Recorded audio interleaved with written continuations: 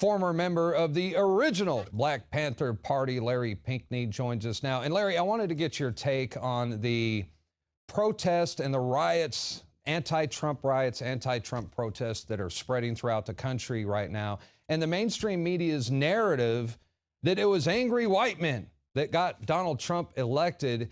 If I wasn't mistaken, it almost looks as if the mainstream media is trying to divide the nation. What do you think?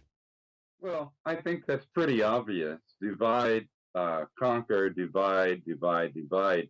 The fact of the matter is that they're not anti. First of all, these so-called protesters, what they are is anti-democracy. We're making fools of ourselves and of this nation. Enough already. Enough already. Well, you're absolutely right. Now, I want to go over some statistics with you right now. It is estimated that there are 820,000 convicted criminals who are non-U.S. citizens living in the United States. And these are the drug smugglers, the rapists, and the murderers that Donald Trump was talking about. These are not guys that are guilty of parking violations, all right? These are dangerous criminals committing crimes against Americans. According to the 2010 Government Accountability Office, we have 55,000 illegal immigrants in federal prison. Almost 40% of the federal crimes in the U.S. were crimes committed by illegals. The cost of illegal immigration to the American taxpayers is $113 billion every single year.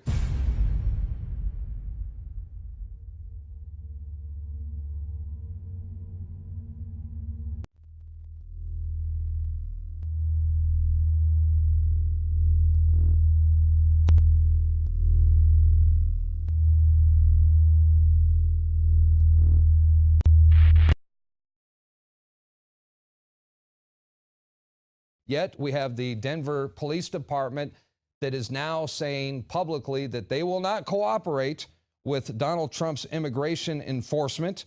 And Mayor Rahm Emanuel from Chicago says he is not willing to cooperate either. Chicago will always be a sanctuary city. And for more on that, we go to Margaret Howell, who is standing by.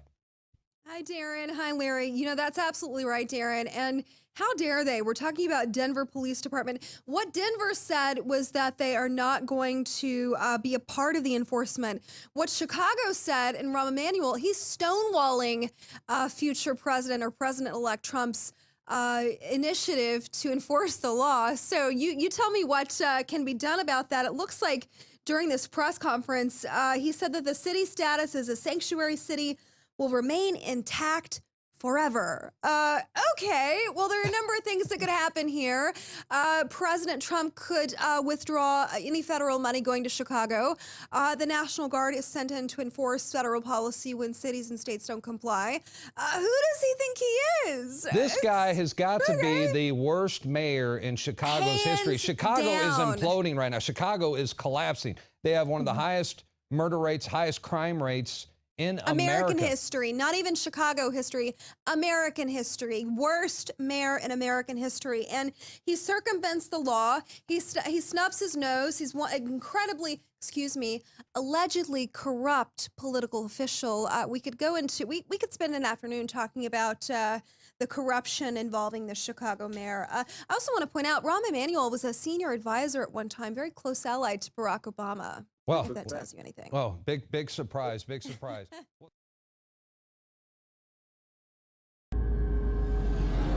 Now, we have this from the new George Soros emails. Now, I told you this is the battle plan.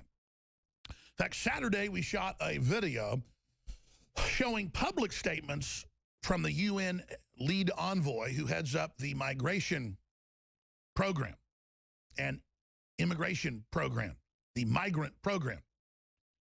And we broke all of this down with the headline, UN admits, shocker, UN admits migrant crisis plan to overthrow the left. And we're going to post this Daily Caller article on Infowars.com, where now we have all the emails double proving this. We're just going to under it put my video from Saturday that I came up here and shot, just exposing this. But now we just don't have it from Peter Sutherland. And of course, in the video, I finger Soros and explain that he funded the Arab Spring, the Ukraine overthrow, what's happening here.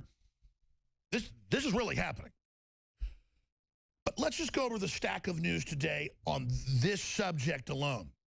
Mega banks, above the law, tax-exempt, diplomatic immunity, going in with education programs to create absolute, total, homicidal hatred of anyone with white skin, and teaching them to hate capitalism, and teaching them that you must go to the United States or Europe or Australia and you must capture it politically as leftist, and that you must then take over government and create a utopia.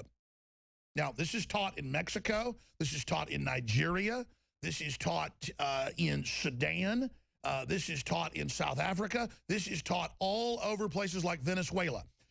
Nicaragua, El Salvador, they're all running programs as of this year, officially organized with the UN to bring in people from all over the world that land on airplanes and come in on ships. They're not allowed to stay there. And then they are bussed all the way to the United States, where the Border Patrol waits for them and loads them on buses to ship them into Democratic Party facilities, who then they give them ID cards, set them up on full welfare, more than a Social Security recipient,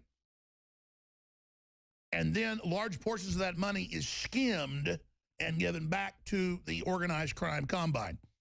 You saw shadows of this, tracings of this. We're going to skip the network break. It's too important. I mean, I'm serious. This is just the end of the country, the end of the world we're talking about here.